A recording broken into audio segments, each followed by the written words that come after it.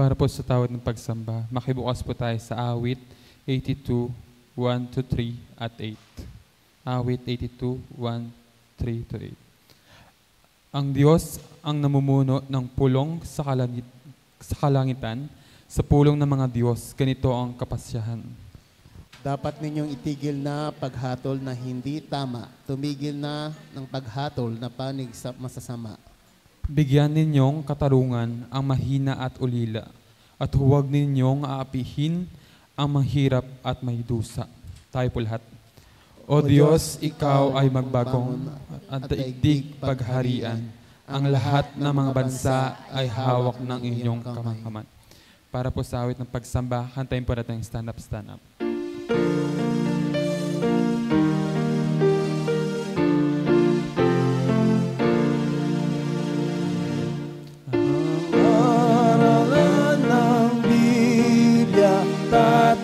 Sa pag-asa ang ginhawa sa taong malala, sa kasulatang titik doon masusulit ang saamang pag-ibig sa lahat ng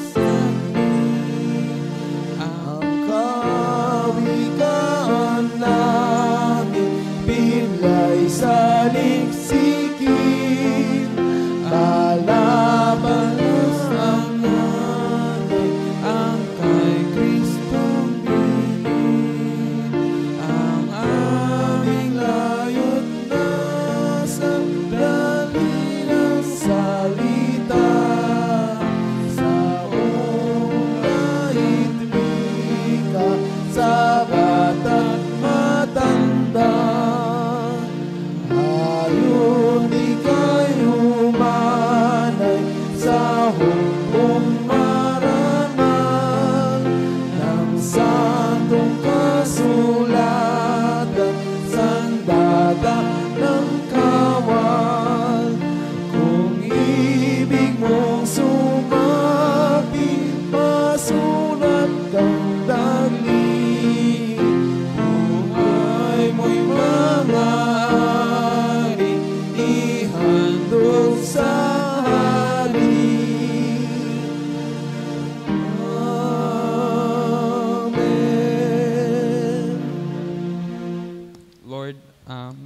Maraming salamat po sa umagang ito na ginising nyo kami ng may saya, na may ngiti, na may pagpapala sa umagang ito. Gayon din na pinapanalangin ko ang bawat mangyayari sa oras na to, at ikaw yung sumentro, gumit na ikaw yung humipo sa mga puso't isip namin. Ikaw yung humipo ng mga kasakitan namin, karamdaman namin. Patawarin mo kami sa aming mga kasalanan. At ikaw na rin ang magbigay sa amin ng mga kailangan namin. Lahat ng papurit pagsamba, sa iyo lang lahat itinataas sa umagang ito. Ikaw lang pinakamahal namin sa umagang ito.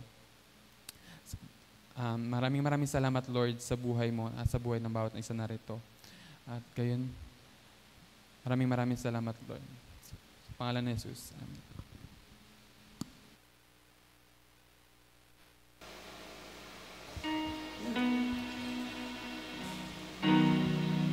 Ayan, good morning po sa ating lahat. Sino pong handa magpuri sa Panginoon? Taas po ang kamay. Good.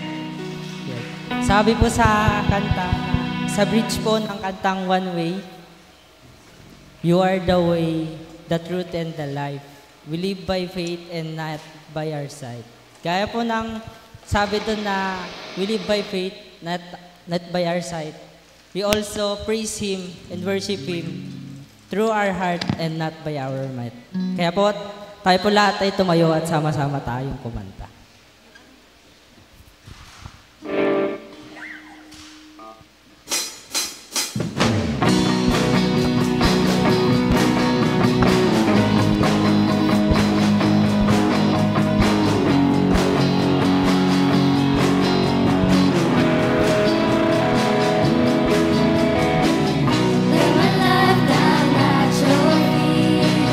You're the only one I need.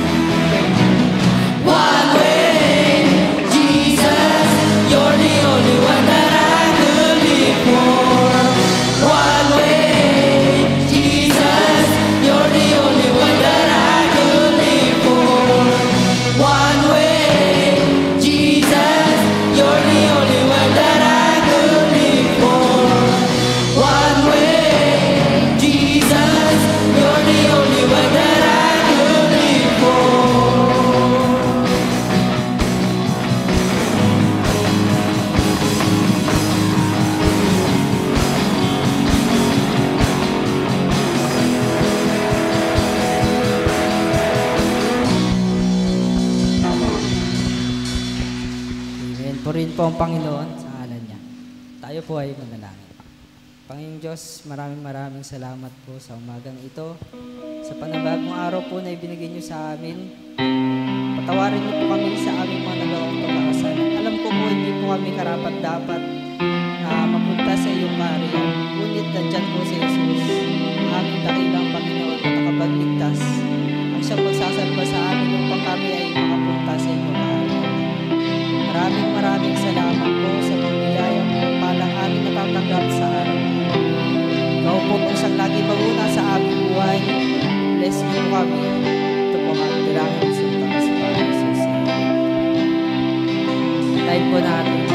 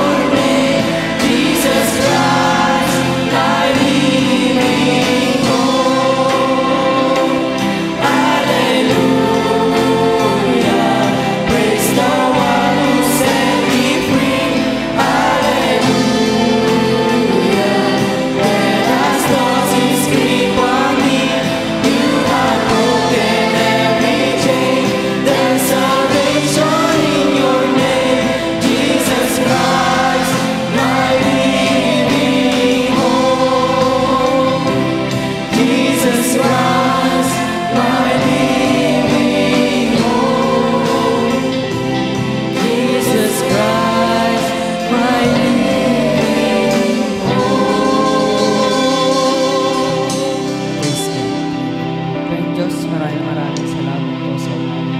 Patuloy ka po namin pupurihin at pasasalamatan sa araw-araw. Maraming salamat po. Ito po ang kailangan sa Panginoon Jesus. Burning po sa atin.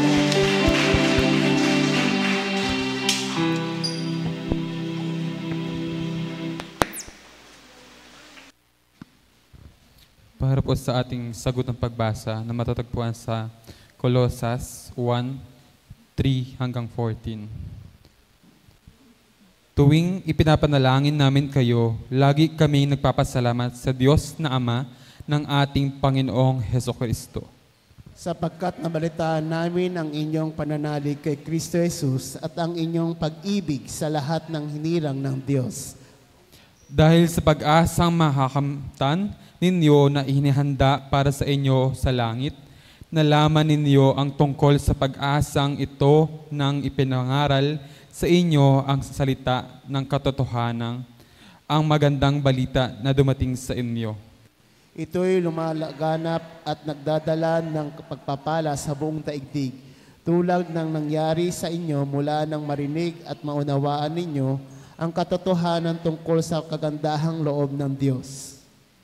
Natutunan ninyo ito kay Epaphras, ang aming kamanggagawa, isang tapat na lingkod ni Kristo at kinatawan ninyo.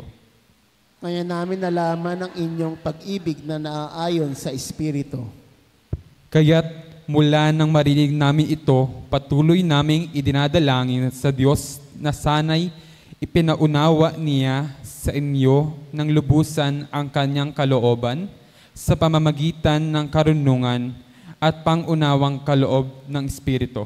Sa gayon, makakapamuhay na kayo ng karapat-dapat at kalugod-lugod sa Panginoon, sasagana sa lahat ng uri ng mabubuting gawa at lalawak ang inyong pagkakilala sa Diyos. Idinadalangin din namin patatagin niya kayo sa tulong ng kanyang dakilang kapangyarihan upang inyong matiis na masaya at may pagtataga ang lahat ng bagay. Lagi kayo magpasalamat sa Ama at sapagkat minarapat niyang makabahagi kayo sa mga pangako ng Diyos para sa mga hinirang na nasa liwanag. Iniligtas niya tayo sa kapangyarihan at kadiliman at inilapit sa harian ng kanyang minamahal na anak. Lahat po tayo. Sa pamamagitan niya ay napalaya tayo sa makatuwid ay pinatawad ang ating mga kasalanan sa pamamagitan ng kanyang dugo. Para po sa ating tugon, hagurit tawad. Then sings my soul, my Savior God, to thee. How great thou art, how great thou art. Then sings my soul, my Savior God, to thee. How great thou art, how great thou art.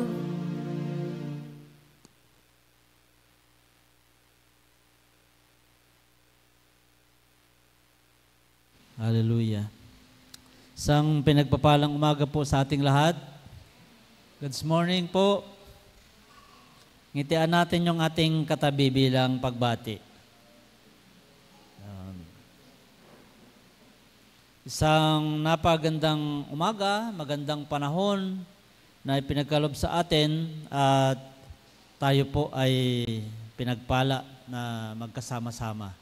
Binabati din natin ang ating mga kasama via online, mga nasa ibang lugar, yung iba po nasa ibang bansa. Kasama natin sa pagsamba. Some announcements po. Nagagalak po tayo na ang ating Level Up Fellowship ay nakapag-umpisa na po tayo kasi sabi natin mayroong kunting level up, twisting yung ating mga ministry, kunti lang naman. Ang ating overnight fellowship ng youth ministry po ay ginawa natin last Friday in a different way. Yung mga naka-attend, mayroon pong siyam na young people na nakapag-attend. So, mayroon po silang kakaranasan na kakaiba at pinaplano natin na ipagpatuloy po yung naumpisahan na yon. Mayroon pong sinusulat si Dex at saka si Teacher Casey na simple curriculum para sa kanila pong pag-aaral. At iniisip natin na baka pwedeng gamitin din yon sa young adult. Yung pong ginagawa sa kanila. Magkalapit lang naman yung edad ng young adult at saka youth, di ba? So, palagay ko po pwede. So, magkita-kita po tayo sa Saturday ng 4 o'clock in the afternoon sa Saturday po. Yung hindi naman nabago yung mga schedule ng araw na kayo yung kakanta sa kinabukasan. Yun yung ginawa po namin na schedule. So, yung adult po, magkita-kita po tayo na sa next Saturday, itong Saturday, dito po sa church para po sa level up fellowship na gagawin po natin. Dapat dumating po kayo ng 4 o'clock para hindi tayo abutin ng gabi. Kasi sila sa kabataan, inabot sila ng midnight eh. So, yun po yung natin. Dapat 4 o'clock in the afternoon. Then, yung adult ministry, nanay at tatay, kababaihan, last Saturday sa 26. So yun po Tapos, excited po ako, i-announce ko na, excited po ako na yung part ng twisting natin sa ministry, every last Thursday, face-to-face po ang ating pong midweek encounter with God or prayer meeting. 6 o'clock in the evening. So, 6:00. Yung iba, siguro from opisina, from school, from trabaho po, ay dumiretso na po tayo dito. Once a month lang naman yon. Kasi, natin, na maranasan din natin yung hindi lang sa online. Po. Mayroon pa rin online every Thursday, maliban po sa last Thursday. Yun po yung ating face-to-face. Kasi naranasan namin, kami ni Miss ko o ako ay nagpupunta po kami sa iba't ibang churches every Wednesday. Kasi yung kanila pong mga prayer meeting. So, iba din naman talaga yung karanasan na face-to-face na magawa natin. Then, ito po yung ating special ministry sa outreach. Kahapon po ay pumunta po tayo sa Preda at sobrang saya. Kaya ang aking pong mungkahi dito ay baka pwedeng sabihin ng mayap na, Pastor, pwede po bang next ay kami naman yung sasama? Kasi lagi namin kasama yung mga kabataan eh. Baka pwede rin sabihin ng mga nanay at tatay, sa sunod na Preda po kami naman yung sasama. Gusto lang po namin ipa-experience sa inyo na kakaiba po yung maramdaman na kagalakan. Kasi ito po yung nakita natin na ministry natin na nag-share tayo ng blessing natin at the same time dinadalaw natin sila kasi yun naman yung sinasabi ng Bible. So, yun po ang ating pong mga announcement at alam ko po na katulad ko ay excited po tayo sa mga gagawin ng Panginoon sa ating pong simbahan. Tayo po ay sama-samang manalangin. Let's pray.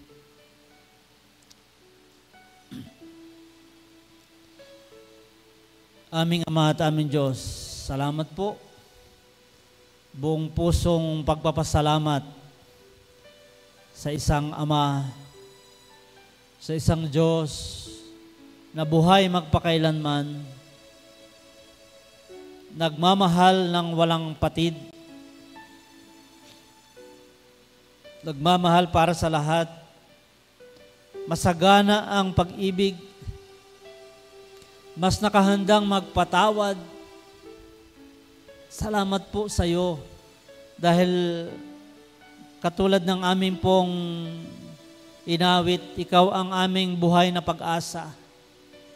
Sa mga panahon na akala namin ay wala na, akala namin ay katapusan na, akala namin ay hindi na kami makabangon, Pero totoo po na sa bawat pagtawag namin sa iyo, mayroong isang dakilang pagkilos bilang isang tatay na nararanasan namin at maraming salamat po. Binibigay po namin ang aming taus-pusong pasasalamat, pagkilala, pagsamba, para lamang po ito sa iyo. Sa amin po, sa bawat isa at sa bawat pamilya at sa kabuuan ng simbahan na ito, alam po namin, Panginoon, na kumikilos ka. Hindi niyo po kami pinapabayaan. Hindi man po kami maging tapat, mananatili kang tapat. At alam po namin na hindi niyo po kami bibiguin. Kung kami po ay lumapit sa iyo muli ngayong oras na ito, una po, patawarin niyo po kami sa aming pagkulang at pagkasala. Wala sana pong makasagabal na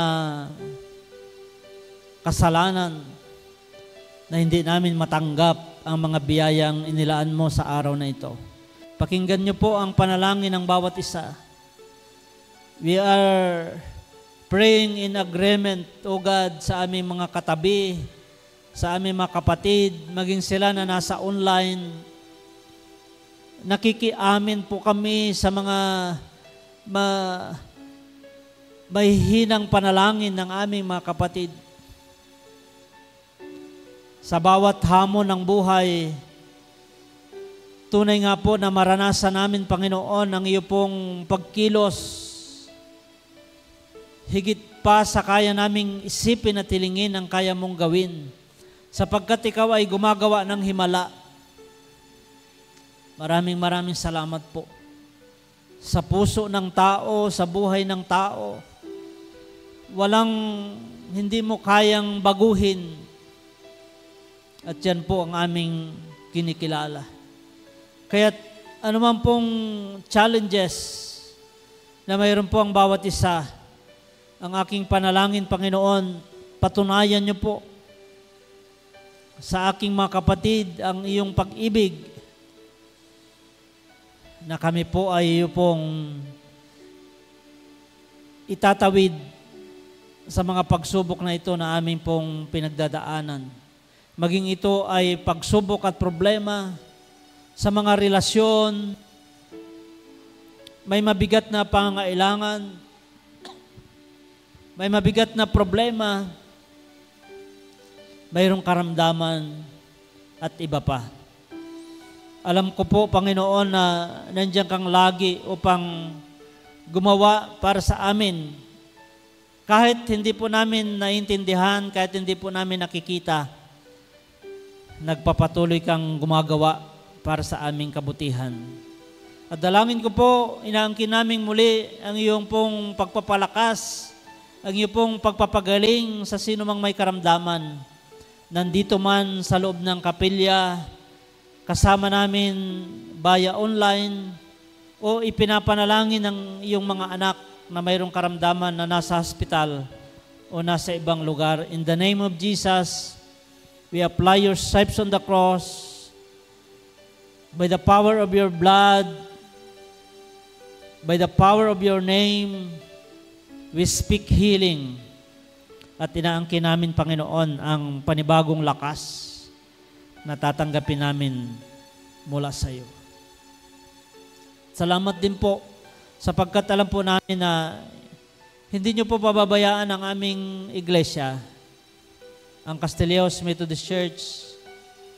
Pagpalain niyo po kami sa aming pong mga pag-aaral, sa aming pong mga fellowship, sa aming pong outreach ministry, at sa gagawin mo pa, Panginoon, para sa amin. Gamitin niyo po kami upang magpatuloy ang iyong pagliligtas sa ibang mga tao. Tulungan niyo po kami na magsama-sama po kami ng pagkilos, Panginoon, para sa iyong kapurihan. Bless niyo po, Panginoon, ang lahat ng aming mga gawain. At alam ko po na hindi niyo rin po kami pababayaan sa lahat ng mga ito. Patuloy niyo po kaming palaguin. Huwag niyo pong hayaan na lumilipas ang araw, lumilipas ang linggo, lumilipas ang buwan at lilipas na naman ang isang taon na hindi niyo po kami pinalago sa aming pananampalataya at paglilingkod. Nakikipanalangin din po kami, Panginoon, sa lahat ng mga Kristiyano na nalangin para sa kapayapaan ng buong mundo.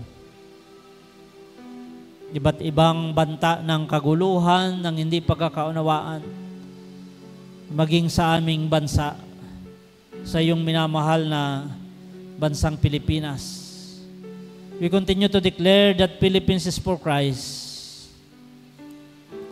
And from the top leadership down to the all local government units, O God, pagpalain niyo po ang lahat ng pamunuan at tunay nga na marinig nila ang iyong tinig, Panginoon, at ang iyong adhikain ang patuloy na mangyari.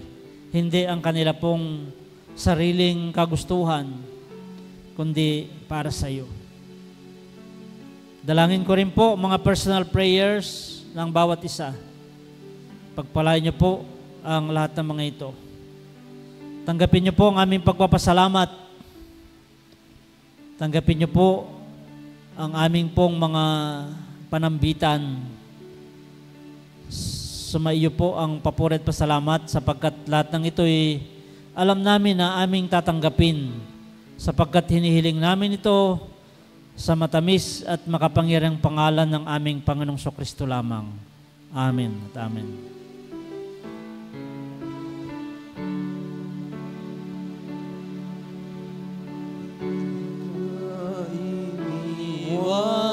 Diyos, kailan mo naranasan na siya ay wala? Anong sakit Di niya pinagaling? Anong problema ang di niya binigyan ng katugunan? Ba't wala? Lahat ay dilingin sa Kanya. Kaya't wag mabahala, di tayo kailanman bibiguin. Di pababayaan ng Diyos.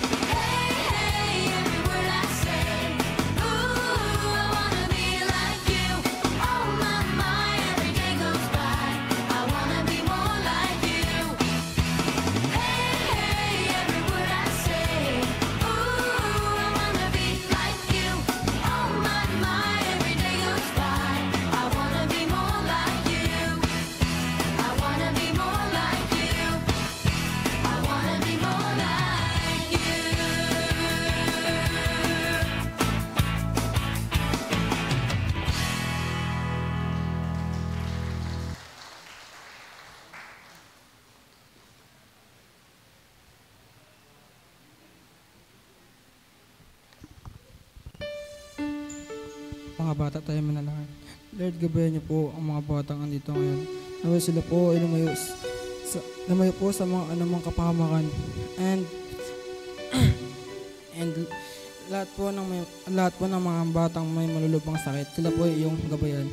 At ang mga magulang po nila na nandyan para sa kanila, sila po ay iyong ingatan. Yun lang po sa Panginoon Jesus, I pray. Amen.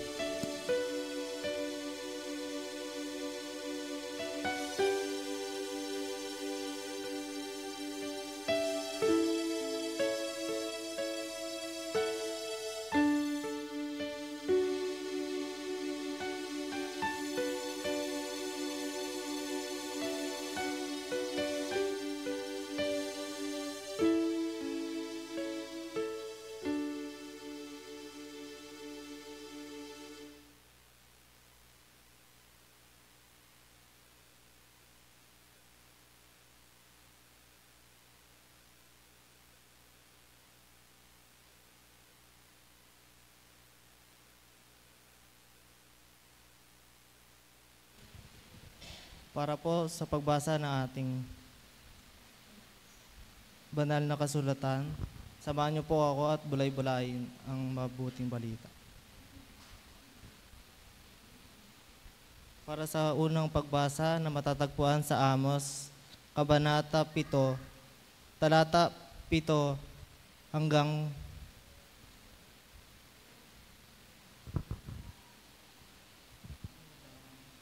17. Ganito po ang masasabi.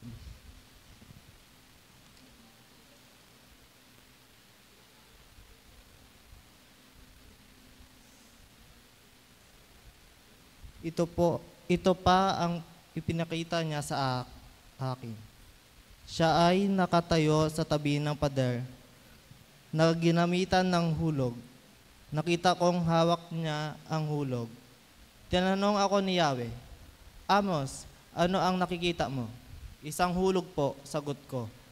At sinabi niya, sa pamamagitan ng hulog na ito, ipapakita ko ang pagkakamali ng aking bayang Israel. Hindi na magbago pa ang pasya ko.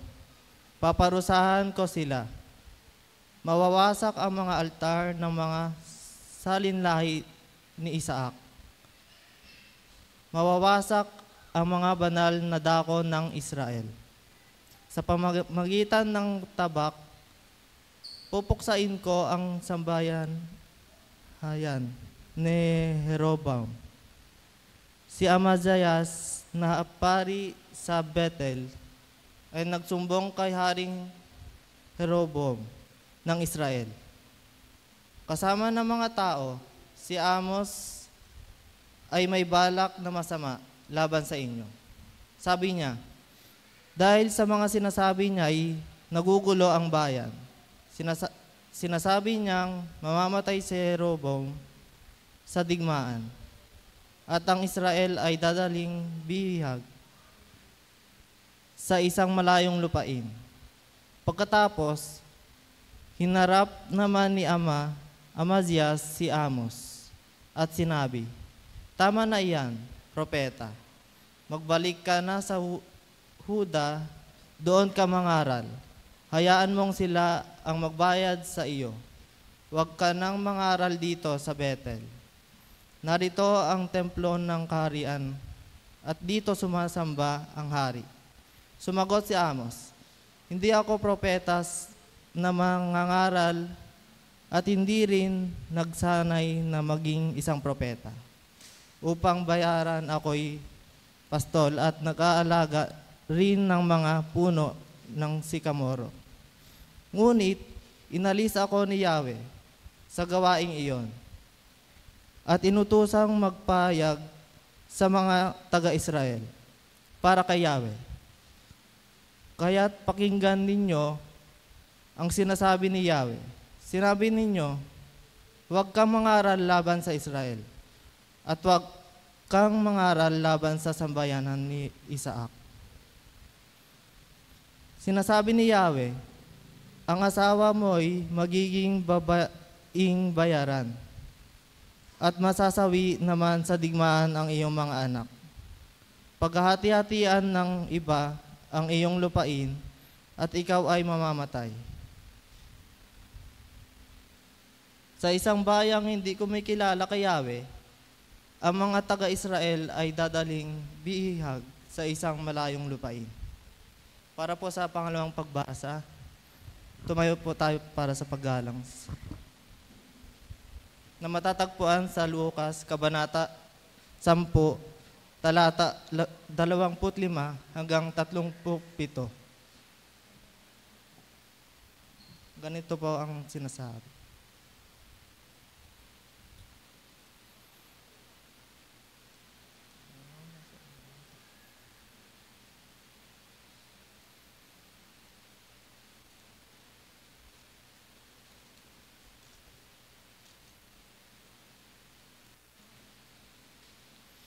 Isang dalubhasa sa kautusan ang lumapit kay Jesus upang siya'y subukin. Guro, ano ang dapat kong gawin upang magkamit ng buhay na walang hanggan? Tanong niya. Pangangaral ni Johas, pakinggan ninyo, lalong dakila kay Jonas ang naririto ngayon.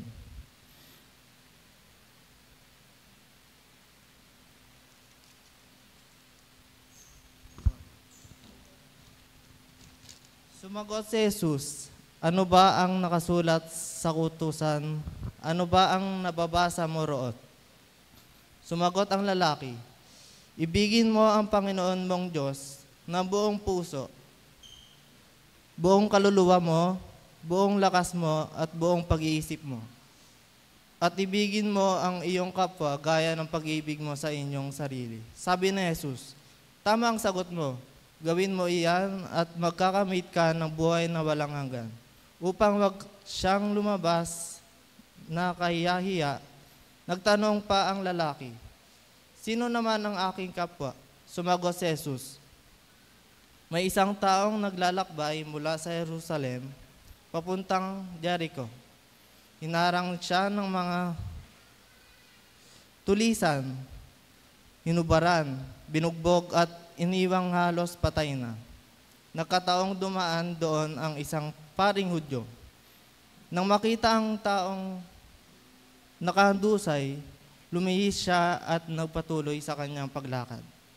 Dumaan rin ang isang Levita, ngunit nang makita niya ang taong binugbog, lumihis din ito at nagpatuloy sa kanyang paglakad.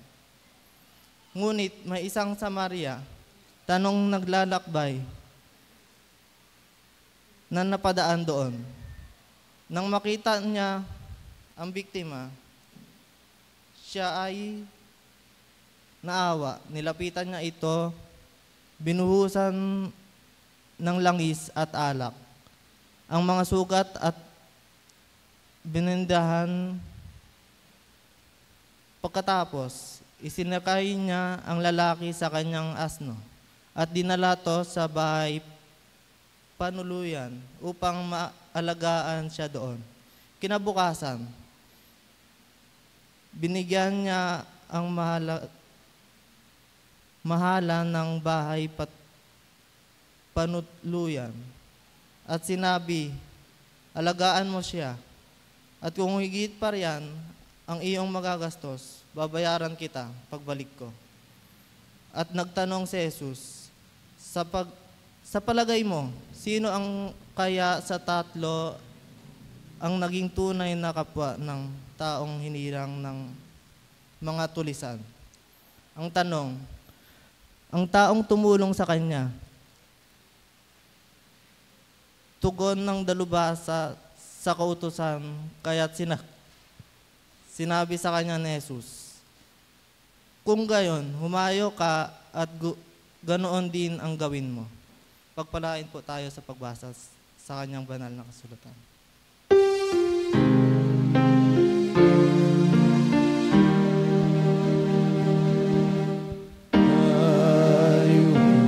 Is a lamp unto my feet and a light unto my path. Thy word is a lamp unto my feet and a light unto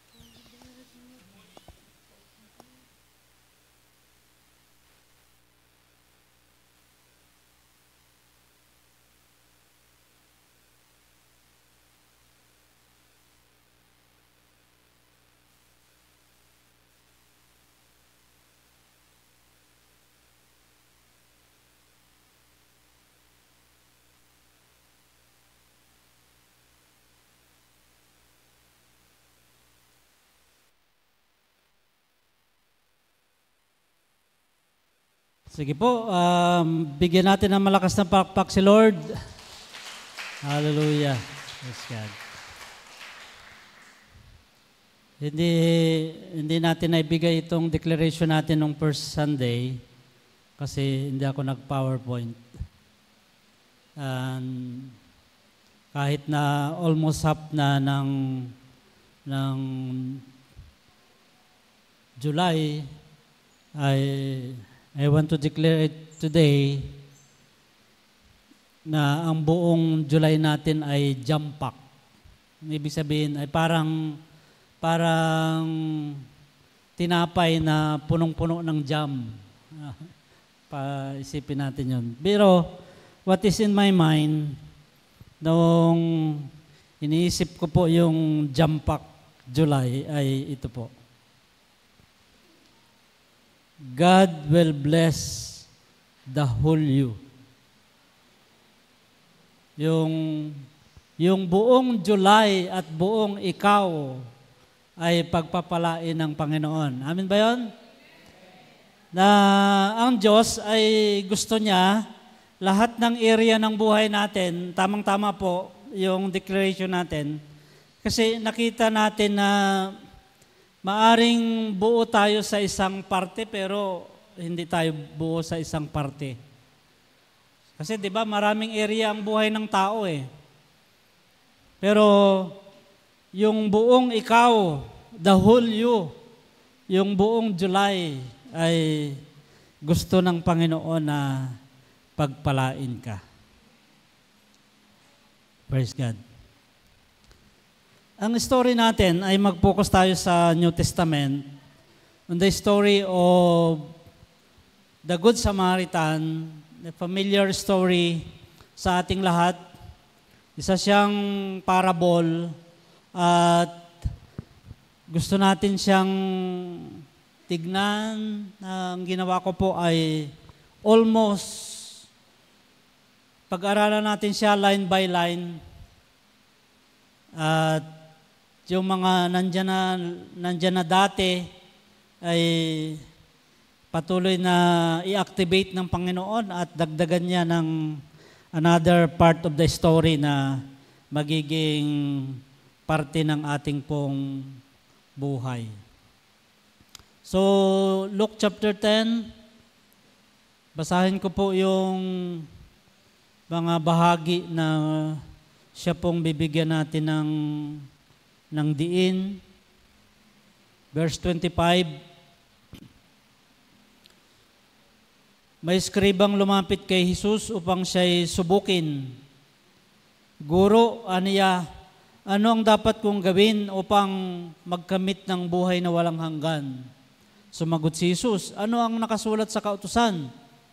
Ano ang nababasa mo roon? Tumugon siya, ibigin mo ang Panginoon mong Diyos ng buong puso, ng buong kaluluwa, ng buong lakas, at ng buong pag-iisip, at ibigin mo ang iyong kapwa gaya ng iyong sarili. Tama ang sagot mo, wika ni Jesus. Gawin mo iyan at mabubuhay ka. Verse 29, sangad ng eskriba na wag siyang lumabas na kahiya-iya, tinanong niya uli si Jesus, sino naman ang aking kapwa? Kaya ikwinento ni Jesus ang story o yung parable ng Good Samaritan. At ganito yung story. May isang taong naglalakbay buhat sa Jerusalem patungong Jericho. Hinarang siya ng mga tulisan.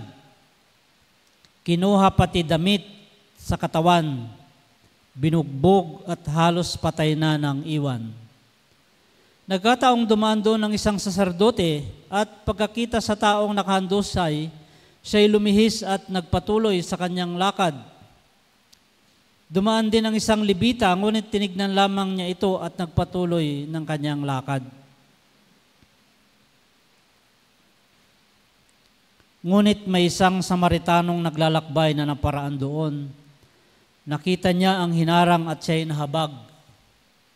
Lumapit siya, binuhusan ng langis at alak ang mga sugat nito at tinalian. Sakay sinakay ang tao sa kanyang sinasakyang hayop. Dinala sa bahay panuluyan. Inalagaan doon. Kinabukasan, dumukot siya ng 2 denaryo, binigay sa may-ari ng bahay panuluyan at sinabi, alagaan mo siya. At kung magkano man ang kakulangan yan, babayaran ko sa aking pagbabalik. Verse 36, sino ngayon sa palagay mo ang nagpakita ng kanyang pakikipagkapwa sa taong hinarang ng mga tulisan? Tanong ni Jesus. Verse 37, ang nagpakita ng habag sa kanya, tugon ng eskriba. Sinabi sa kanya ni Jesus, humayo ka't gawin din ang gawin mo. Pinagpala tayo ng Panginoon sa pagkabasa ng banal salita. Panginoon, lumalapit po kami na nagpapakumbaba. You know everything about us. Alam mo po kung saang area ng buhay po kami mahina at malakas. At dalangin namin, habang pinapag-aralan po namin ang story ng The Good Samaritan, habang naawa po kami sa taong binugbog at nakahundusay at halos patay, ang amin pong dalangin habang minumuni-muni po namin ang istorya, kumilos ka rin po sa amin upang pagkatapos ng aming pagsamba o pagkatapos ng aming pag-aaral, kami po ay lumakas sa lahat ng area ng buhay namin. At hanguin po kami kung saan po kami halos patay. Pagpalaan niyo po kami, Panginoon, sa aming pong pag-aaral. We ask your Holy Spirit, O God, to bind us all together, empower us, O God, and give us wisdom. Palaan niyo po kami, ito pong aming panalangin sa pangalan ng aming Panginoong Kristo. Amen. Sabi ng isang Christian author, the story or the parable of the Good Samaritan is the story of compassion. It is about caring. It is about loving. Ito ay tungkol sa pagmamahal sa Diyos at sa kapwa. Kaya, sabi ko po kanina, bahagi ng aking personal na pagbulay-bulay na mayroong part ng aking buhay na malakas, may part ng aking buhay na mahina. At napunta po ako dito na habang tayo po ay nag-aaral, makita natin na saan ba ako mahina at saan ba ako malakas. Yung relasyon natin sa Panginoon, from the scale of 1 to 10, lowest 1. Yung pag-ibig natin sa kapwa, from the scale of 1 to 10, lowest 1. Yung prayer life natin, lahat na natin. Yung ating devotional life, yung ating buhay paglilingkod, yung ating stewardship life, from scale of 1 to 10. Ang ano niya dyan ay rate your relationship and love with of Christ. Kasi connected naman talaga lahat sa God o kay Jesus. Na yung buhay natin, sapagkat tayo po ay Christian, iniisip natin na sana ay ganito tayo, pero sabi natin, hindi naman tayo exempted. Katulad ng story ni Elijah, mayroong time na gumapang siya. Nagtago siya, natakot siya. Pakiramdam niya, nasa lowest point siya ng buhay niya. At sabi niya, kunin mo na po ako, Lord.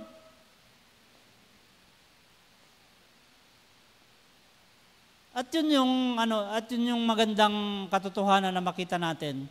Kung mayroong pagkakataon sa buhay natin na mahina tayo at hindi natin maapuhap kung, Lord, 5 ba ako? 9 ba ako? 2 ba ako? Sa area ng buhay ko na ito, ng aking pagiging Kristiyano.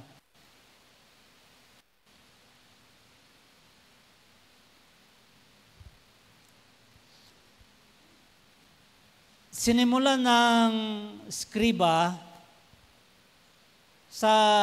kapag babasahin natin po yung text natin. Kaya niya tinanong ito kasi gusto niyang sopalpalin o mapahiya si Jesus.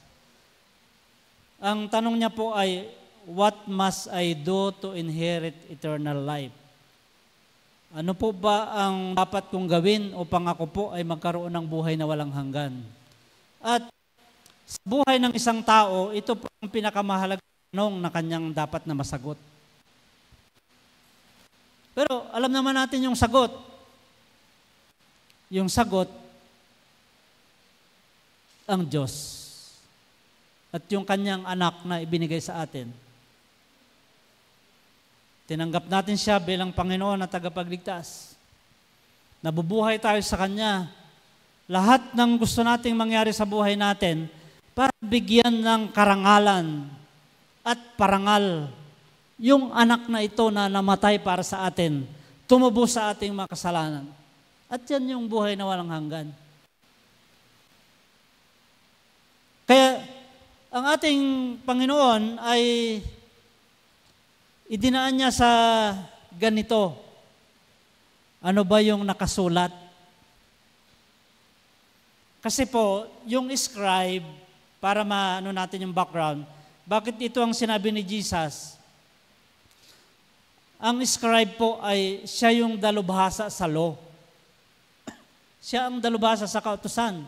Alam niya yung ano na yan. At dalubhasa siya yung nagtuturo sa mga sinagoga upang isaulo lahat yung mga batas. Kaya saulado niya. Kaya ang binanggit sa kanya ni Jesus, ano ba yung nakasulat sa kautusan? Ang sagot niya po ito. Ibigin mo yung Diyos mo, buong puso, with all thy heart, with all thy soul, with all thy strength, and with all thy mind. And thy neighbor as thyself. At ibigin mo rin yung kapwa mo, katulad ng pag-ibig mo sa sarili mo. Sabi ni Jesus, tama yung sinabi mo. Meron siyang dito si Jesus, sabi niya, thou hast answered right, tama yung sinabi mo. Kaya ito ang gawin mo at magkaroon ka ng buhay. In analyzing, yung sinabi natin kanina, ngayon, alam natin na ang tugon upang magkamit tayo ng buhay na walang hanggan kay Jesus. We accepted Him as Lord and Savior. Nabuhay tayo sa Kanya, ang buhay natin parangal sa Kanya. Ang sinasabi ni Jesus,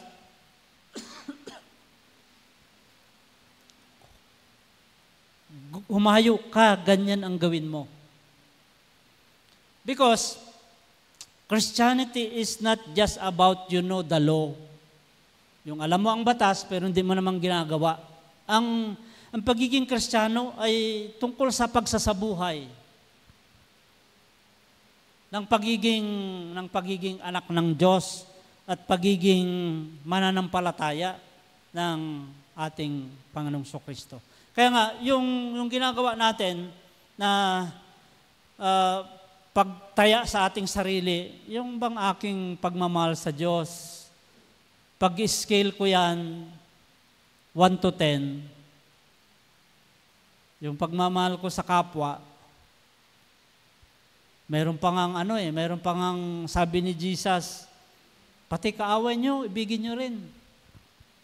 I-scale din natin. yung mga taong galit sa atin, pag-scale natin, yung pag-ibig natin sa kanila, saan?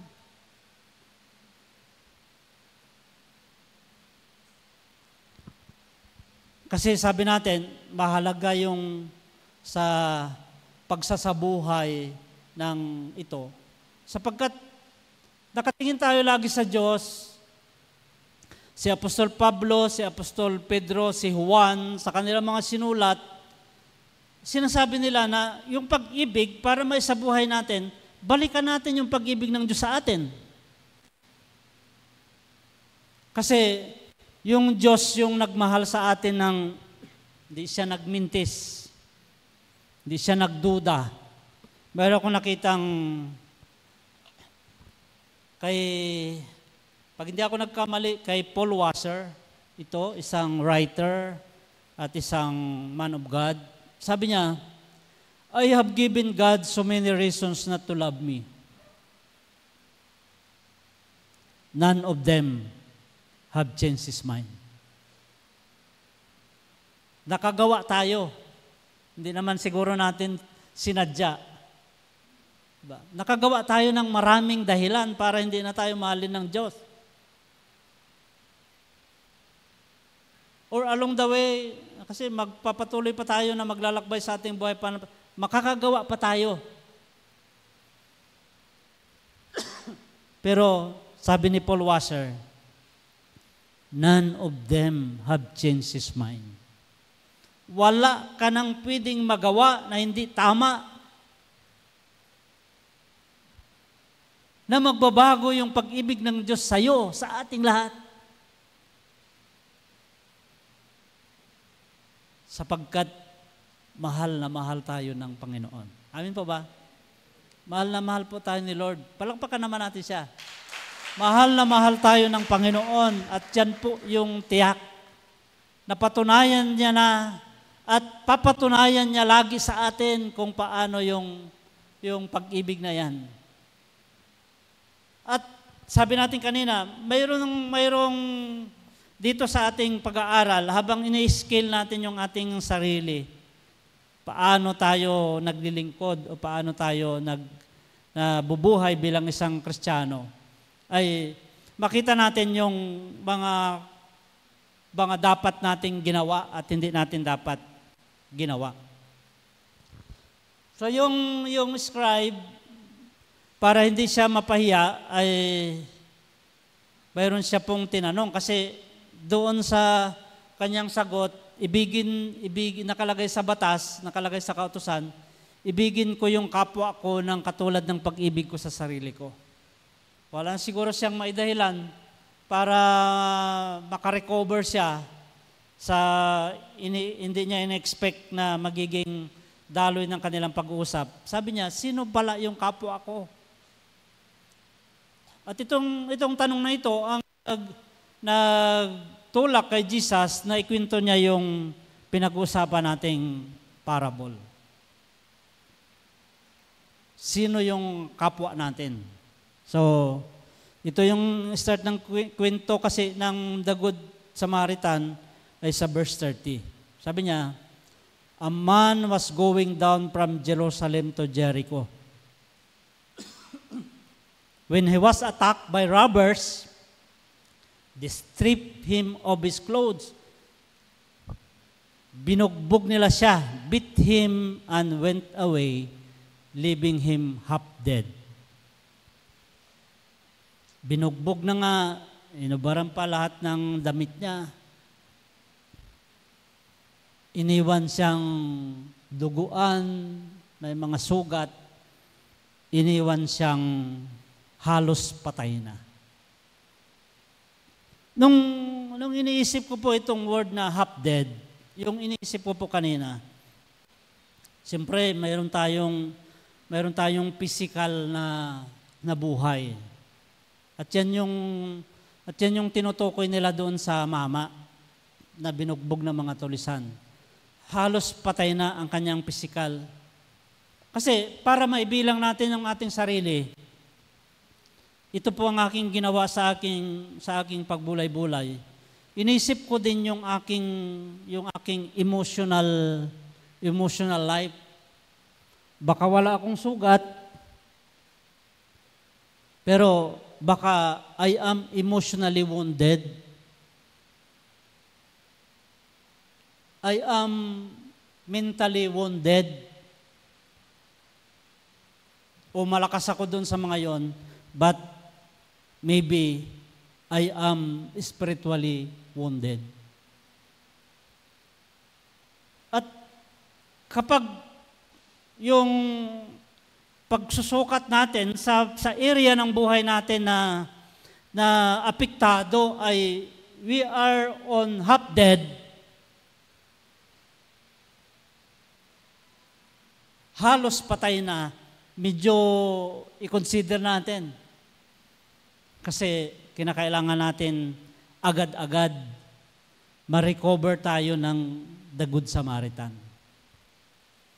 ang ating pong Panginoon. Kaya sabi ko po kanina, pinag-aaralan natin siya, yung victim dito, pero nung binasa ko yung mga Bible interpretation, yung tao dito na binugbog, yung tao dito na nakahandusay, yung tao dito na half dead, he represents humanity. He represents us. Tayo pala yan.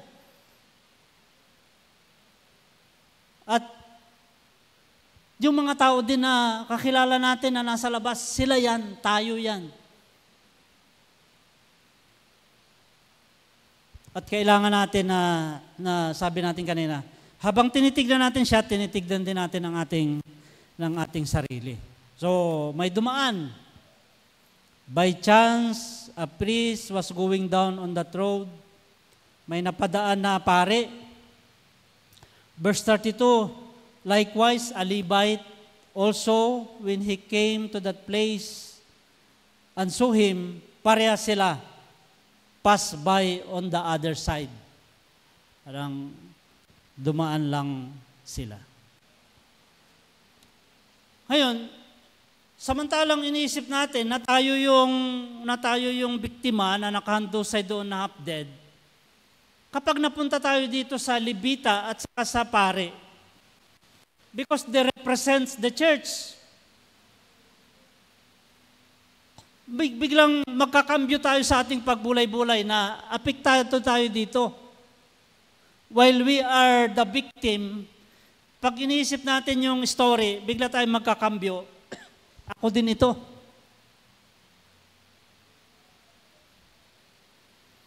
Na doon sa story, kapag ikaw ay taong simbahan, kapag ikaw ay Christian, wag na yung leader ka, wag na yung pastor ka. Kapag ikaw ay taong simbahan, kapag ikaw ay Christian, ang agad na iniisip sa iyo ng mga tao, o si God mismo, habang nakatingin siya sa iyo, ang ina-expect niya, mayroon kang gagawin na maganda. Pero yung priest at saka Levite, sila yung gumawa ng opposite of what is expected of him to do. Inisip natin, sapagkat pare, sapagkat Levite, sapagkat Christian, sila yung lalapit, gamutin yung sugat, magkakaroon ng habag doon sa taong biktima. Pero sabi natin, sila parihas, si priest at saka si Levite, who ignore what is right and necessary. Mayroong tamang gawin, mayroong dapat gawin, mayroong karapat dapat gawin, pero hindi nila ginawa. Ang ginawa nila, nilihisan nila. At sabi natin, kung tayo ang lumugar sa ganitong kalagayan, ano po yung ating gagawin? On the other hand, mayroong Samaritano na on the context of the Bible, pag sinabing Samaritano, on the point of view of a Jew, makasalanan yan. Sila yung hindi iligtas, sila yung makasalanan. Parang hindi pa yan Christian, hindi pa yan nagsisimba, hindi yan nag-attend ng prayer meeting. So, in-expect, sa mata ng nanonood ng pelikula, ito yung lilihis sana. Ito yung walang gagawin. Ito yung magwawalang bahala. Pero, kabaliktaran, yung in-expect natin na magwawalang bahala siya, siya yung gumawa. A Samaritan traveler who came upon him was moved with compassion at the sight. Pagkakita lang niya yung kalagayan ng victim, mayroong awa. Mayroong binanggit yung to this English version na parang gusto ko pong balikan. Sabi ng to this English version, sa verse 33, sabi niya po, but a Samaritan who was traveling that way came upon the man, and when he saw him, his heart was filled with pity. Yung puso niya ay nahabag. Yung kanyang damdamin ay natinag. Kaya sabi natin kanina, yung dapat sana na iniisip natin na walang gagawin, siya yung mayroong ginawa. Hindi siya nag-isip at nang umiwas, hindi siya nag-isip na umiwas, kundi ang kanya pong ginawa. So he went to him, bandaged his wounds, pouring on oil and wine, and he set him on his own animal, brought him to an inn, and took care of him. Nung unang mga pinag-aaralan ko yan, parang hindi ko particular na nabasa yung he took care of him. Parang ang lumalabas sa pag i-analyze nating mabuti, naawa siya, gumawa siya ng first aid, binandage niya, binuhusan niya ng oil and wine, sabi niya dyan, para ma-disinfect yung kanyang mga sugat. Dinala niya sa bahay panuluyan. Halimbawa, ang tinitingnan kong ano dito, parang ganito. If that was 5 o'clock in the afternoon, mula 5 o'clock in the afternoon na iniwan niya doon, na dinala niya doon yung lalaking halos patay na, sinamahan niya doon at kinabukasan, saka siya umalis. At diba, sabi niya doon sa innkeeper, nagbigay siya ng 2 dinar. Sabi niya, pagkulang ito, babayaran ko ito sa aking pagbabalik. Ito po ang kwento na kwininto ko kahapon sa Preda. At sobrang ako kasi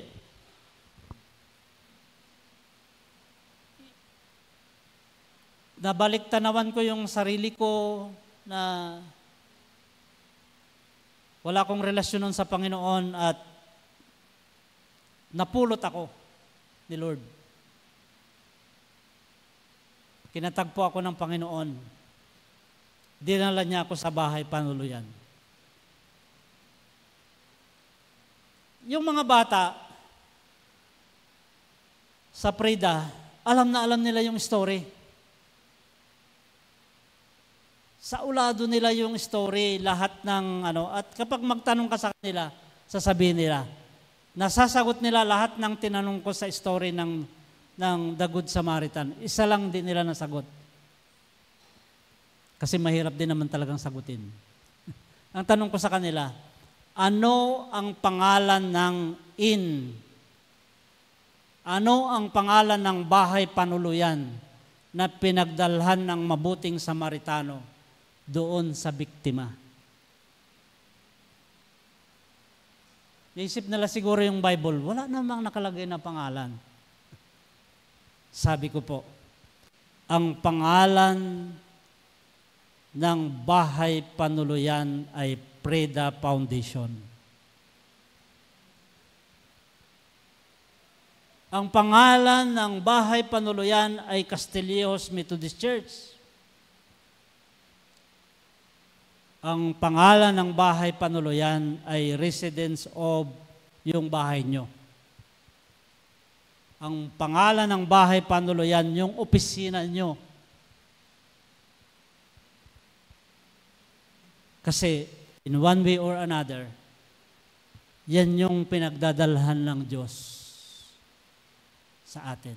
Upang, ano tayo, kaya totoo yung sinasabi nila na ang simbahan ay hindi pinagtitipunan ng mga santo,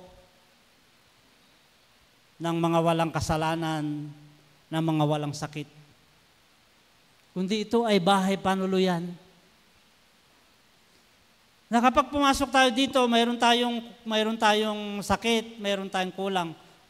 Kahit na we are half dead, paglabas natin, mayroong ginawa ang himala ang Panginoon sa atin. At yan yung isang mabuting bagay na ginawa ng Diyos. Kaya napakagandang na habang inisip natin tayo yung biktima, tayo din pala ay pwedeng maging mabuting Samaritano. Na sa bawat taong makasalamuha natin, isipin natin, para ko naalala sa evangelism book na nabasa ko dati. Sabi niya, huwag mong isipin na kapag ang tao ay mapustura, may lipstick na kulay pula, may malaking hikaw at maganda ang damit, na hindi niya kailangan si Lord. Because maaring physically buo, pero baka spiritually half dead. At kailangan niya yung Panginoon. Kasi lahat tayo kailangan natin ng Panginoon. At ito yung sa bawat tao, yun yung isipin natin na kailangan natin i-grab yung situation because it is a privilege to serve the Lord. Na kapag mahal natin si God, kailangan ibigin din natin yung kanyang mga nilalang, yung ating mga kapwa, at lagi nating titignan ito na isang pribilehiyo na magligtas.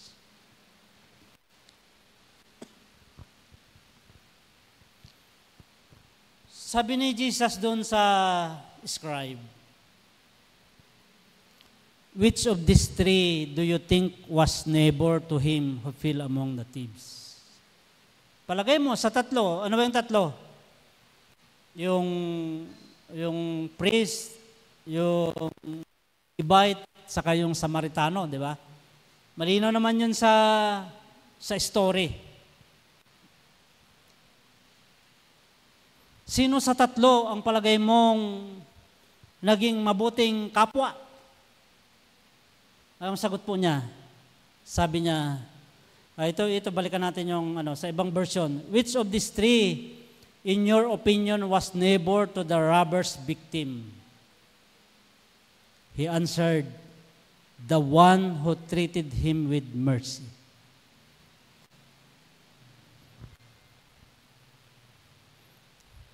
Ito po yung sa akin. Naging part ng aking pagbulay-bulay na gusto ko ring paramdaman natin ngayong araw na ito. Galing kami sa bani ni Mrs. ko, naki-prayer meeting kami doon. At yung preacher na kabataan nung nandun kami nagpapastor, so young adult siya, ito daw lagi ang prayer niya mula nung kabataan siya. Nung ako daw yung nagpipreach, ang lagi daw niyang prayer, sabi niya ay, Lord, pwede po ba pag mag-sermon na si pastor, matamaan po ako? Pero karamihang Kristiyano, ayaw nating matamaan. Mayroon pang ang Kristiyano, pag matamaan ng sermon, nagtatampo pa. Siguro, anuhin natin ngayon kasi ang prayer ko po, matamaan tayong lahat. Kasi ito yung ano ko kaya nga sinasabi ko sa inyo po, may ginawa ang verse na ito sa akin. Ano yung ano dyan? Sabi nung ang dali ng tanong, balikan natin yung tanong. Sino sa tatlo ang sa palagay mo naging mabuting kapwa? Yung pagpipilian lang, ang ano niya kasi, ang sagot niya, none of the above. Ang pagpipilian lang ay pare, Levita, Samaritano. Wala siyang sinagot, isa man dun sa tatlong pagpilian. Sino sa tatlo ang sa palagay mo ay naging mabuting kapwa doon sa biktima ng mga magnanakaw? Sabi niya, the one who treated him with mercy. Yung pong gumawa ng habag.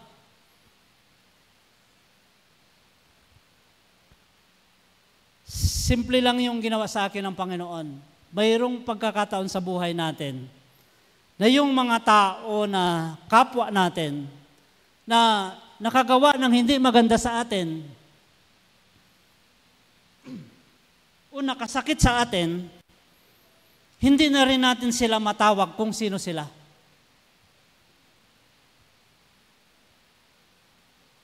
Imbis na si kuya, si ate, si ma'am, si sir, si pastor, pag hindi yung heart mo ay hindi siya nakalaan doon sa gusto ng Diyos, minsan, iba yung tawag natin sa tao. In the process of my making of this sermon, nag-pray ako ng paulit-ulit. Ipinagpipray ko yung mga taong ayaw sa akin. Na mga taong tinawag na akong hindi yan pastor, ano yan, ito yan. Minsan gumaganti tayo na tinatawag na rin natin silang iba.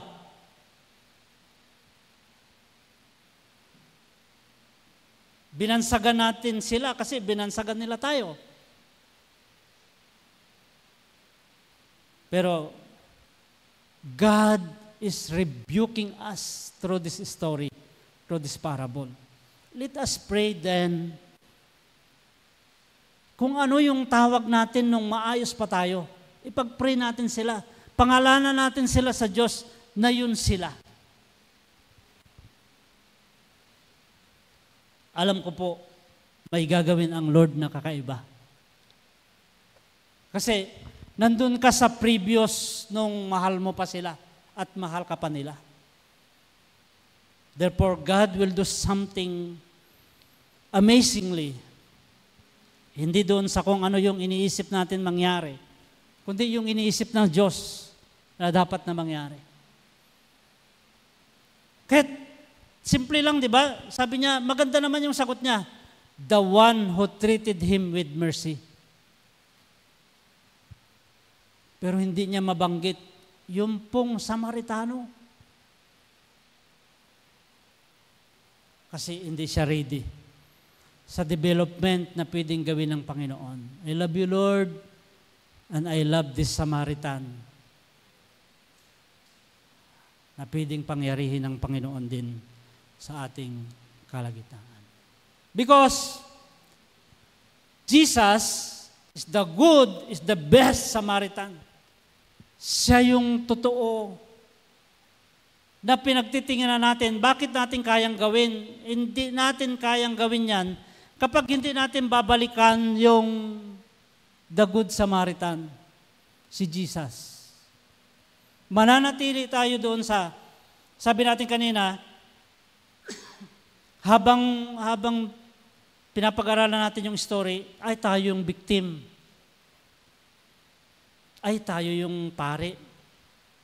Pero pwede rin pala tayo yung the Good Samaritan.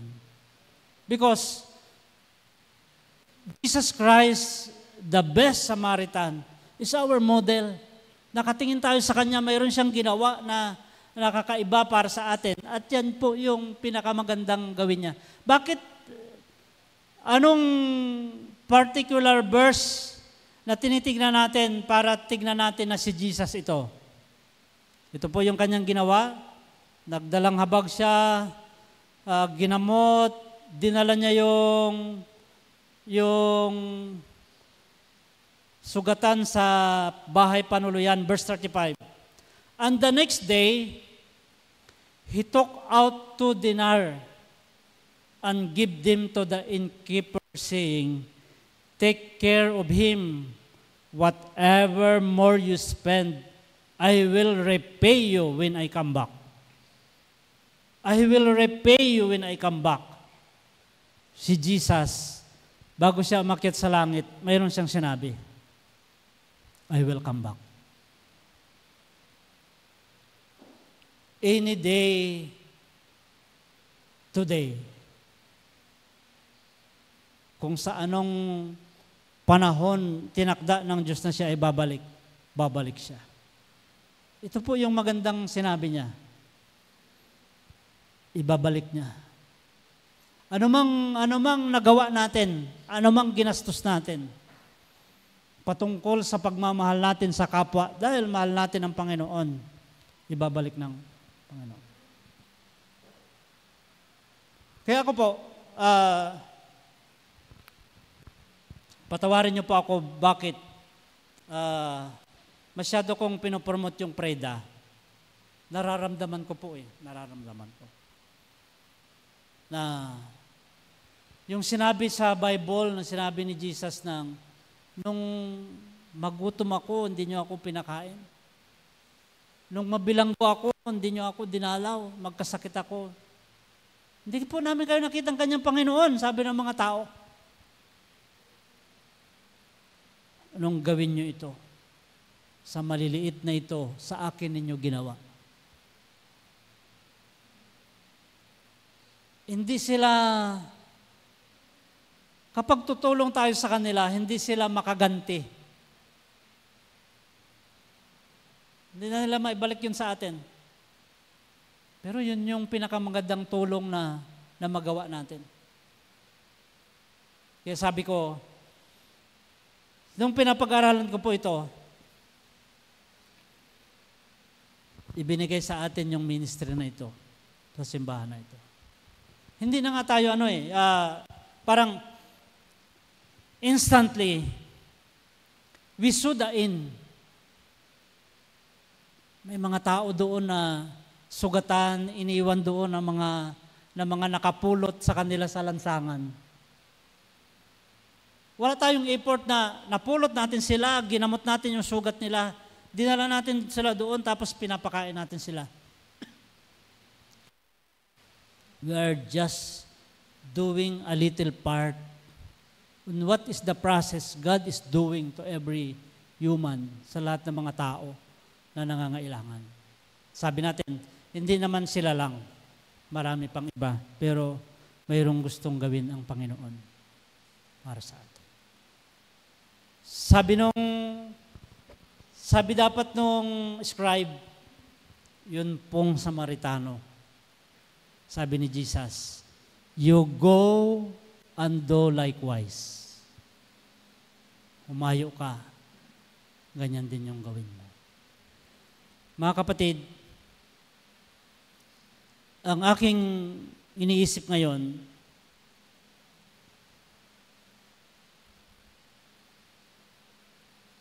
umunlad tayo sa lahat ng bagay, lalo na sa paglago, sa ating spiritual, lumago tayo at maging part tayo ng paglilingkod na gustong gawin ng Panginoon para sa iba. It is my prayer. Binabalikan ko yung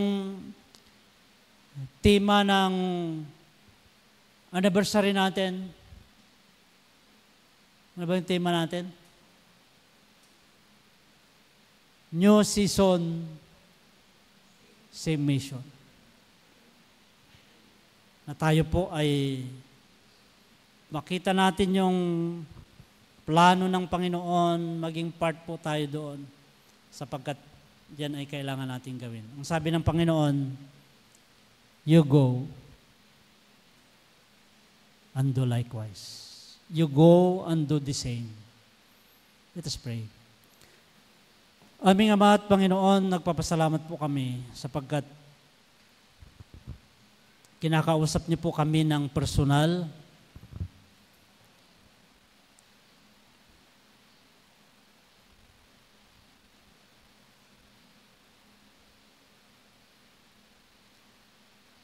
Nakikita niyo po, walang lingid sa iyo kung saan po kami nasaktan, nasugatan, what area of our lives are half dead.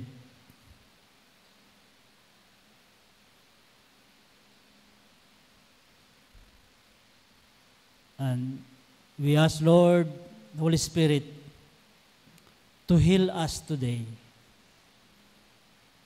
Hawakan niyo po kami, paggalingin niyo po kami. We are on your in. We belong to this church.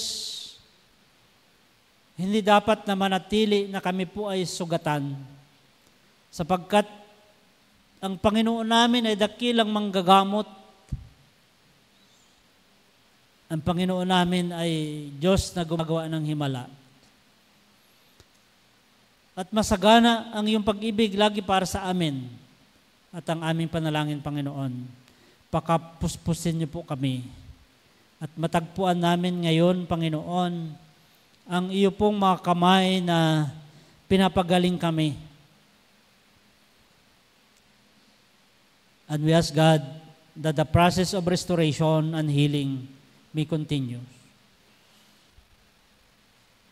Alam po namin, one day, gagamitin niyo po kami bilang isang Samaritano na ikaw po ang modelo upang kami po ay magpalakas at magpagaling din ng iba na nasa sitwasyon ng ganitong kalagayan. Pagpalain niyo po kaming lahat, Panginoon. Continue to bless us, O God, and this church. Pagpalain niyo po kami na makita sa aming buhay ang pagkilos ng isang Panginoon na siyang pinakadakilang Samaritano. Salamat po ng marami sa iyong paporit pasalamat sa pangalan ng Ama, ng Anak at ng Banal na Espiritu. Amen.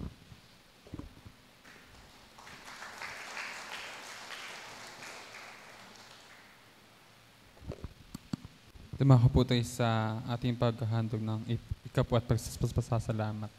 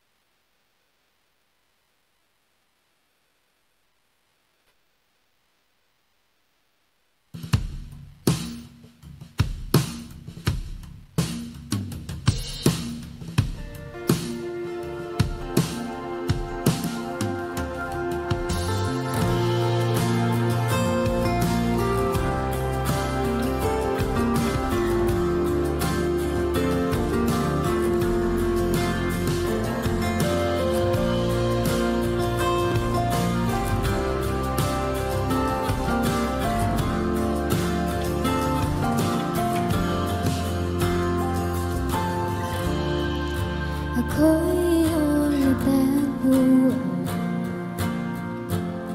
sa mata ng aking kasawi.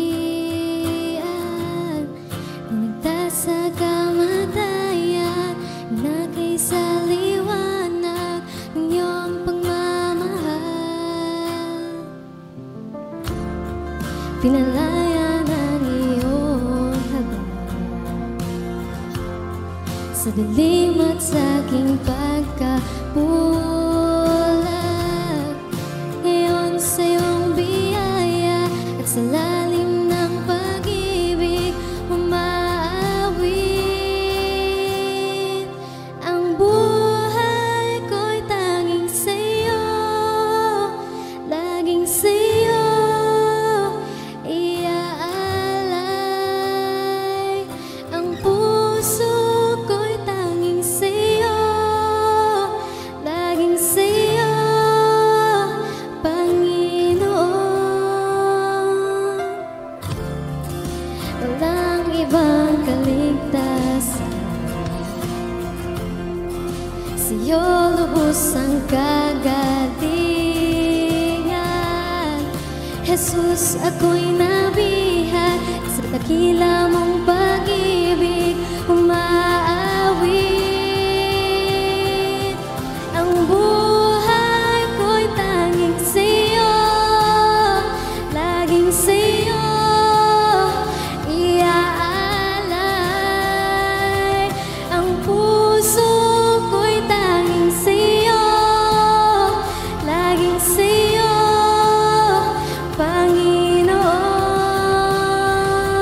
Ang buhay ko'y tanging sa iyo, laging sa iyo iaalay. Ang puso ko'y tanging sa iyo, laging sa iyo, Panginoon.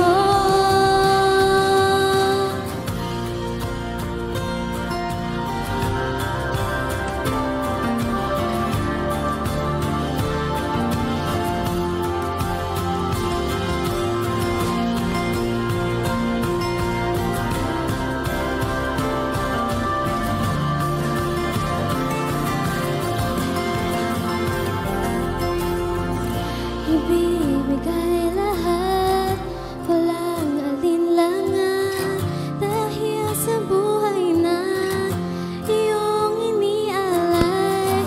Ibibigay lahat, walang alinlangan, dahil sa buhay na iyong inialay. Sa pagtubos sa buhay na lubos, sa krus na ang dulot ay kalayaan ko. Sa pagtubos sa buhay na lubos, sa krus na ang dulot ay kalayaan ko. Buhay ko'y tanging sa iyo, laging sa iyo iaalay. Ang puso ko'y tanging sa iyo, laging sa iyo, Panginoon. Ang buhay ko'y tanging sa iyo, laging sa iyo iaalay. Ang puso ko'y tanging sa iyo, laging sa iyo, Panginoon.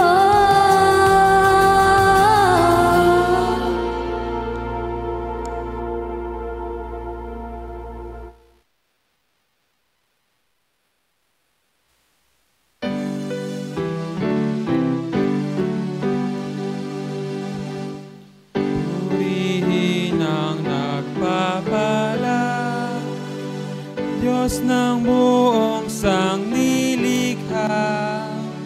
Purihin sa kalangitan, Ama, Anak, Diwang Banal.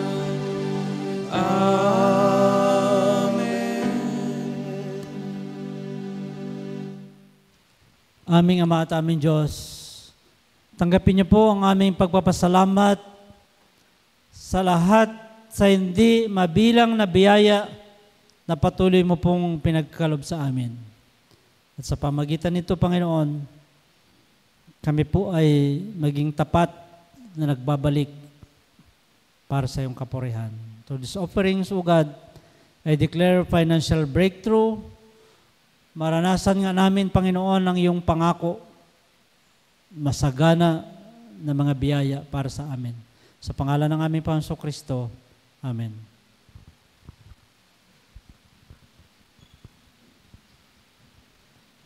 Para po sa awit ng pagtatalaga at pasasalamat, kantahin po natin ang Master, Let Me Walk With Thee.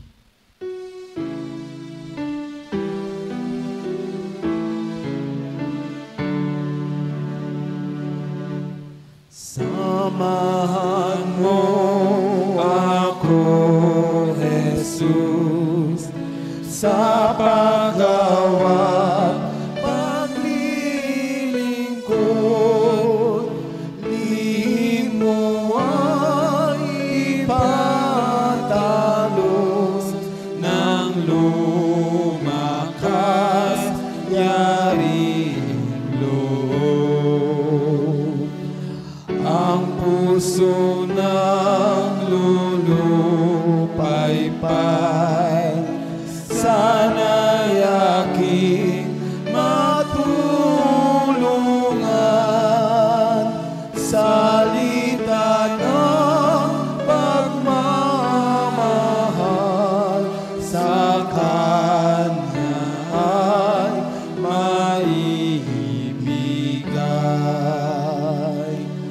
Ako'y turuang magtiis,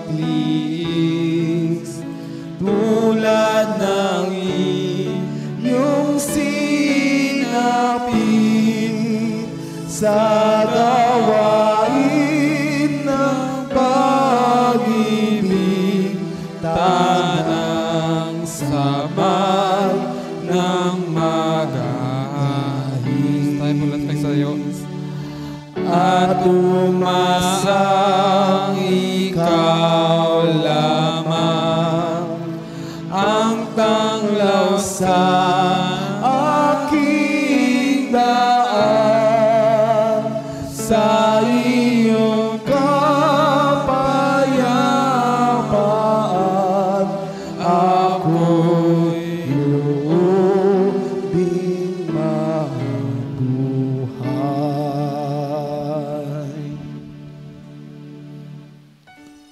Patuloy po kaming nagpapasalamat. Ikaw po ang dakila, ang mabuting Samaritano na nakatagpo sa amin. Makasalanan, may sakit, maraming pagkukulang. Pero ginamot niyo po kami. Pinagpala niyo po kami. Nirestore niyo po kami. Narito po kami, Panginoon. Kung mayroon pong sagabal upang kami po ay humayo, gawin ang katulad ng mabuting Samaritano sa aming pinag-aralan. Dalangin namin, Panginoon, na paggalingin niyo po kaming muli. Restore niyo po kaming muli. We ask your fresh anointing, O God.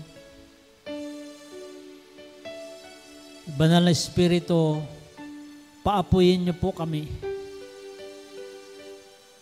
upang lahat ng mga bagay na hindi namin nakikita, upang ikaw ay mapapurihan, ay siya namang naming makita.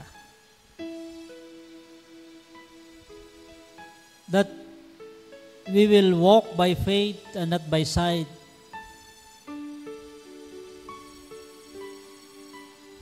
Hindi sa ganang aming sarili, kundi sa iyo. Tumingin kami sa iyo, Panginoon, hindi lang dahil ikaw ang aming tagapagligtas, kundi sa iyong dakilang pag-ibig upang habang pinagbubulay-bulayan namin ang walang hanggang pag-ibig na iniukol mo sa amin, musbong din sa aming mga puso ang tunay na pag-ibig sa aming pong mga kapwa. Salamat po. Nadalangin namin na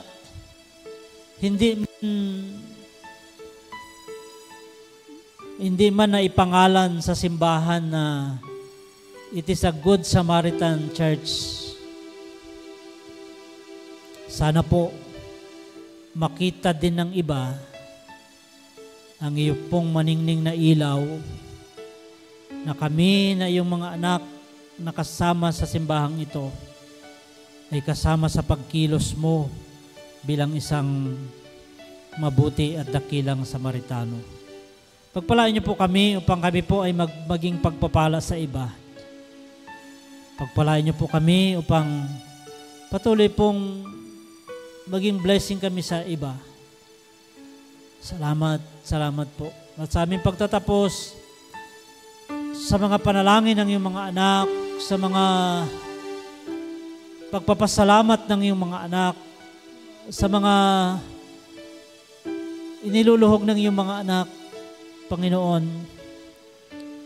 buksan niyo po ang durungawan ng langit at matagpuan namin ang biyaya na sapat, na lubos, na umaapaw para sa amin. Patuloy na mangyari, Panginoon, ang iyong pong kalooban para sa amin.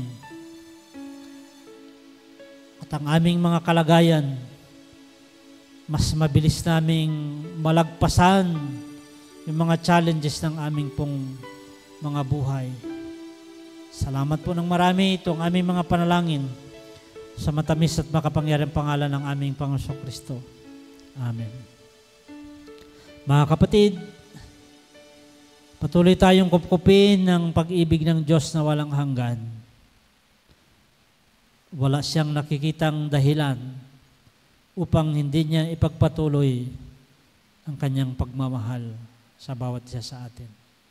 Maranasan natin ang kanyang lubos na kapangyarihan.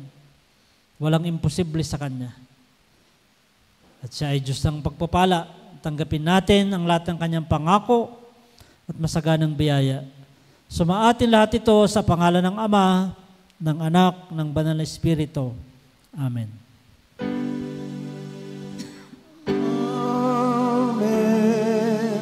Amen. Amen.